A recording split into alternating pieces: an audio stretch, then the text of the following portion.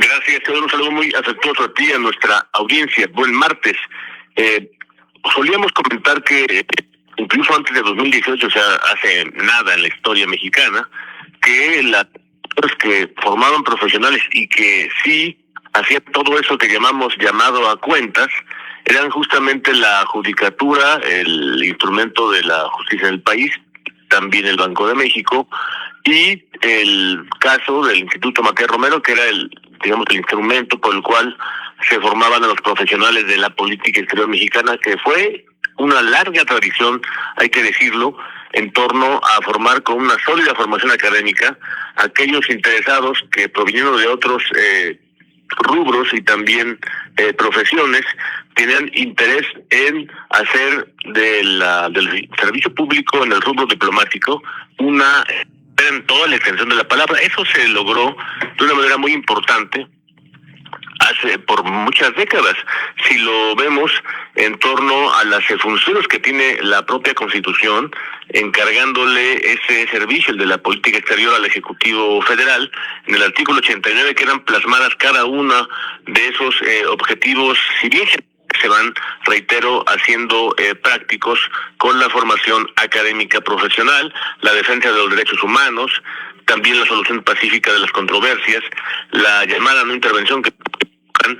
todo ello teniendo como límite a la Constitución para formar precisamente a mexicanos de raigambre en ese rubro. Recordamos incluso en su día a hombres excepcionales, mexicanos notables como Bernardo Sepúlveda de Amor, como Alfonso García Robles, que han distinguido justamente la diplomacia mexicana alrededor del mundo. Y ahora mismo en la región hispanohablante hay otros países que ya con mucho nos han arrebatado eso que llamamos el prestigio mexicano en el rubro del servicio diplomático. Vale decir también que ese instrumento, precisamente el Instituto Matías Romero, hacía de los estudios diplomáticos una sólida formación de esos profesionales que tenían precisamente una examinación de principio a fin. Los cursos no solamente eran de naturaleza práctica, sino, reitero, de esa sólida formación académica. Y ahora el equivalente de los servicios diplomáticos básicamente era hasta 2018 a disponer de una maestría, de un doctorado. En su lugar quedan hoy, por desgracia, perfiles que son absolutamente censurables. Y no es que los presidentes mexicanos no hayan utilizado al rubro de la política exterior como un instrumento ya para marginar a los enemigos, o también a aquellas personas que debían o pretendían darles una forma de exilio dorado. Eso ha ocurrido de una manera importante en el país, pero sin duda marcaban la excepción y no la regla. Los casos en la formación del Estado mexicano, como lo concebimos, la formación del poder político en México, la caracterizó, por ejemplo, el general Cárdenas cuando hacía ese tipo de nombramientos, o el caso si acá del fin del régimen del PRI, su consolidación con Luis Echeverría, por ejemplo, en donde él mismo fue enviado, lo recordamos, a las Islas Fiji, para alejarlo, que para generarle un distractor, ese que llamaron el exilio dorado. Las designaciones, por su parte más reciente, las del sexenio anterior, por ejemplo, las de López Obrador, por desgracia son absolutamente o altamente censurables, que tienen que ver con darle no asilo, sino darle servicio y darles empleo a las viudas de sus aliados más firmes, de sus amigos. Y tenemos varios casos como una forma que convirtió él, no llamaba política como sabemos, sino le llamaba los encargos, porque él practicaba esa forma de actuar en política. Y de esa manera, ese fue un rubro,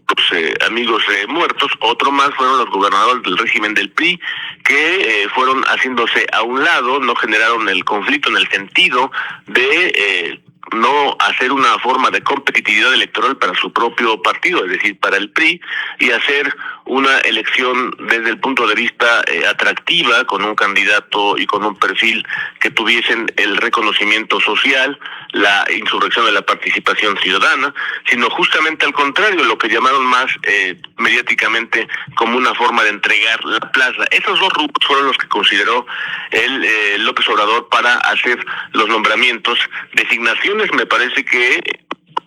mucho más apegado al análisis de la realidad, tienen que ver con designaciones caprichosas. Recordamos solamente algunos puntales, como el caso del escritor Pedro Salmerón, simplemente marcado un nombramiento por la sinrazón, por el desprecio, no solamente por las formas, sino por la defensa propiamente dicha del país. Y cuando también vimos el caso ese, hablamos del caso de Panamá,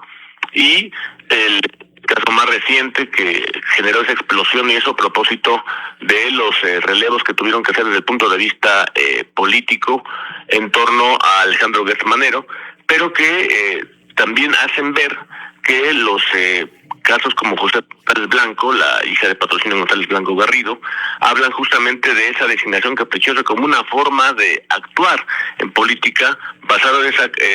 forma de designación en donde las formas no importan, o básicamente la forma que ellos establecen es así, interesa, como el comportarse de un modo grosero, prepotente y arbitrario. Esa es la diplomacia que vive México, por desgracia, y que tiene su exhibición a plenitud alrededor del mundo, y que lo ha dejado rezagado, por desgracia, en todo el orbe. Y creo también que alrededor de ese proceso, el peor momento del país en ese rubro lo tenemos del lado exterior, pero también del lado interior. Los nombramientos que se están realizando en dependencias que antiguamente habían sido centrales, no solo relaciones exteriores, sino también un servicio de carrera muy integral, muy interesante, se formó alrededor, de manera reciente, es verdad, cuando se firmó el Acuerdo, por ejemplo, Nacional para la Modernización de la Educación Básica en el año 1992, y que dio lugar precisamente a funcionarios que apuntalaran ese perfil del servicio primero de educación básica hasta llegar al de educación normal y también profesional. Todo ello se ha ido desmantelando. El caso, por ejemplo, de Francisco Garduño es una demostración de ello. El responsable, desde el punto de vista, si no judicial, pues político, de esa muerte de migrantes, alrededor de 40 personas en Ciudad Juárez, como recordamos. Es decir, un estado de política interior y de política exterior que lo está marcando, por desgracia, la impunidad como una forma de hacer y también de comportarse de una manera caprichosa, y dejando a un lado, sobre todo me parece es la peor parte, todo tanto que se invoca, por lo menos en el gobierno de Morena, la 4T, sobre el establecimiento constitucional, haciendo a un lado el artículo 89 constitucional, que tiene un establecimiento muy interesante sobre cuáles deben ser los puntales que debe albergar al país, y dejando a un lado también de una manera muy importante el prestigio en México y alrededor del mundo.